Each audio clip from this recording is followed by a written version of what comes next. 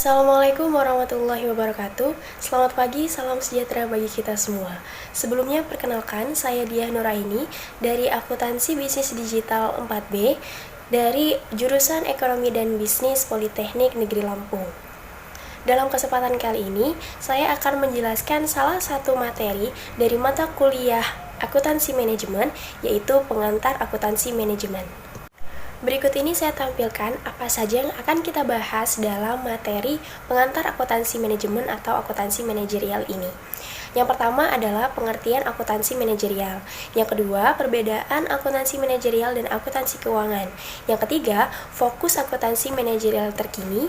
Yang keempat, peranan akuntan manajerial dalam organisasi. Yang kelima, pentingnya etika bagi manajer dan akuntan manajerial. Dan yang terakhir adalah 3 bentuk sertifikasi bagi akuntan manajerial. Baiklah, langsung saja kita akan membahas agenda materi yang pertama, yaitu pengertian akuntansi manajerial. Akuntansi manajerial adalah sistem akuntansi internal perusahaan yang dirancang untuk mendukung kebutuhan manajer akan informasi dalam perusahaan mengenai perencanaan, pengendalian, dan pengambilan keputusan. Apa itu perencanaan? Perencanaan adalah formulasi dari kegiatan yang terperinci untuk meraih hasil tertentu.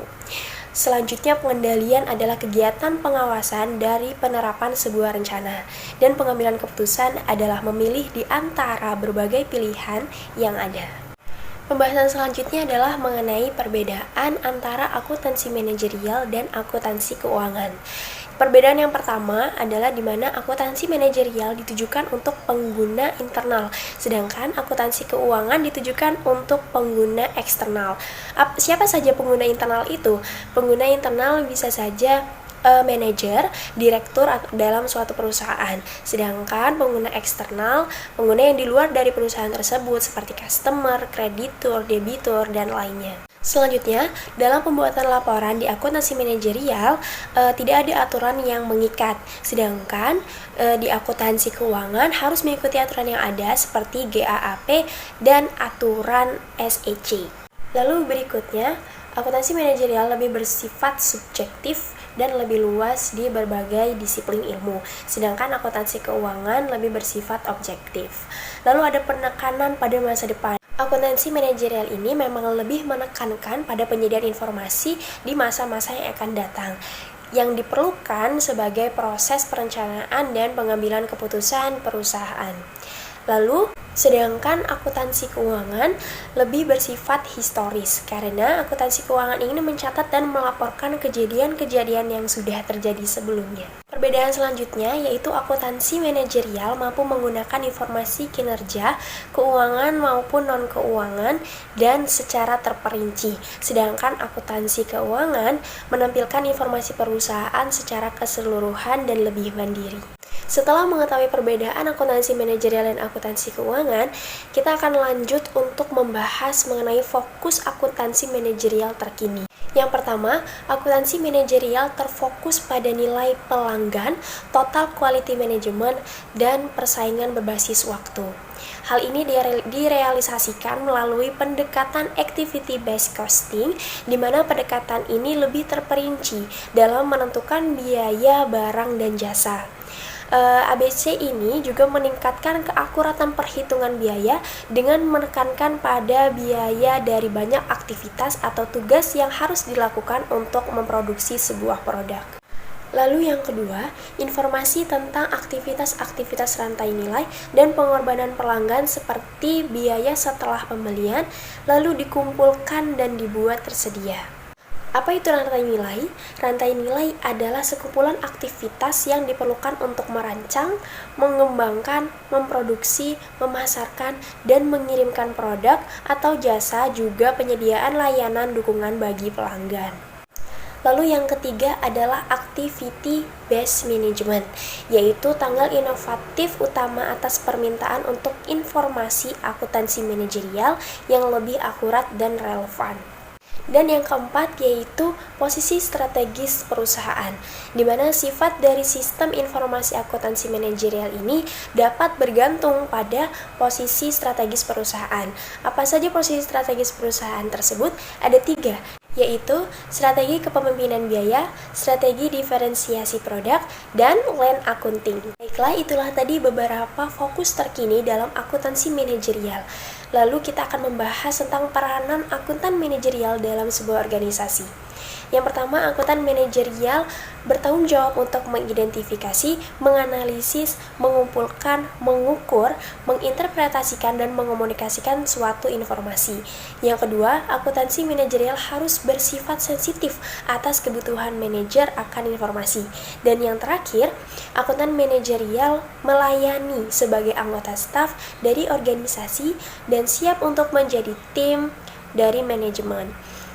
Ini sangat penting karena sebagai akuntan harus mampu mengomunikasikan kebutuhan-kebutuhan para stafnya dan siap untuk terjun langsung dalam tim manajemen dalam perencanaan dan pengambilan keputusan suatu perusahaan. Lalu kita akan memasuki pembahasan yang kelima, yaitu mengenai pentingnya perilaku beretika bagi manajer dan akuntan manajerial.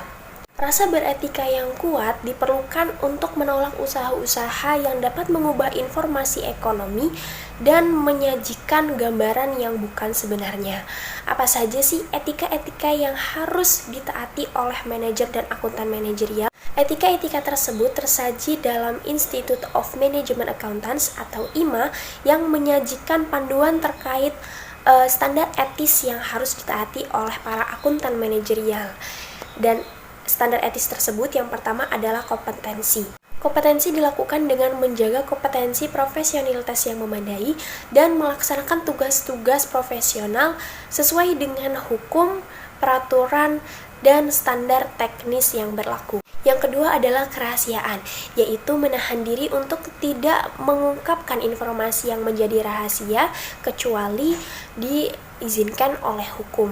Lalu selanjutnya adalah integritas atau kejujuran. Tentu bagi seorang akuntan manajerial harus mampu menahan diri dari berbagai pemberian yang dapat memengaruhi tindakannya.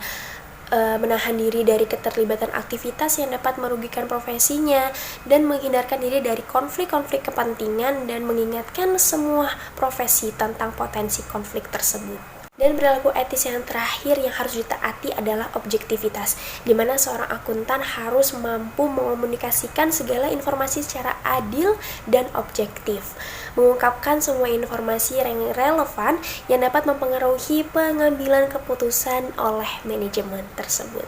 Itulah beberapa perilaku etis atau cara beretika yang harus dipatuhi oleh manajer dan akuntan manajerial dalam melaksanakan tugasnya. Dan saat ini kita akan membahas tentang apa saja sertifikasi bagi akuntan manajerial.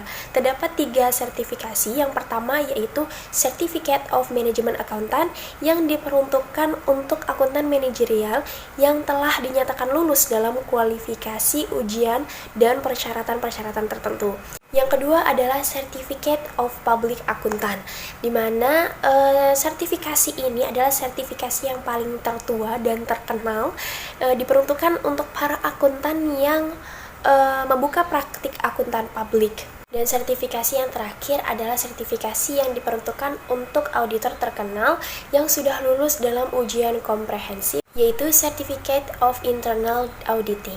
Baiklah, itulah tadi 3 sertifikasi yang bisa didapatkan oleh akuntan manajerial. Tentunya untuk memperolehnya, seseorang harus lulus dalam ujian tertentu yang telah ditentukan di masing-masing sertifikasi tersebut.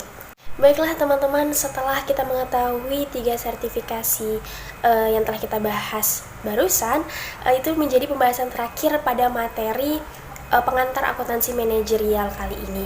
Untuk itu, saya Diah Nuraini pamit undur diri. Terima kasih atas perhatiannya, terima kasih atas partisipasinya untuk menonton video ini. Semoga dapat membantu teman-teman untuk menambah ilmu, dan saya mohon maaf apabila terdapat beberapa kesalahan itu munculnya dari diri saya sendiri. Terima kasih. Wassalamualaikum warahmatullahi wabarakatuh. Sampai jumpa.